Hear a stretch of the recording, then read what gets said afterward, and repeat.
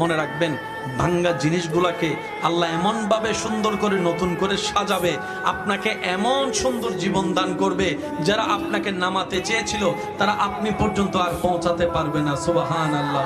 যারা আপনাকে টেনে ধরে নামাতে চেয়েছে তারা অনেক পিছনে পড়ে থাকবে, আপনি রবের রহমত নিয়ে অনেক দূরে এগিয়ে থাকবেন।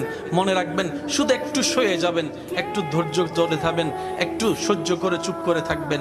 যত সইবেন তত পাইবেন, যত সইবেন তত পাইবেন। কোনো আফসোস নাই, কোনো আপত্তি নাই, কোনো হা হতাশ নাই। রবকে শুধু এতটুকু বলবেন, যখনই মন খারাপ হবে সিজদায় মাথাটা ঝুঁকিয়ে, ইয়া রব, আমি যা পেয়েছি কোনো কিছু পাওয়ার যোগ্যতা আমার কাছেই নেই, সব তুমি দয়া করে দান করেছো, সব তুমি দয়া করে দান করেছো।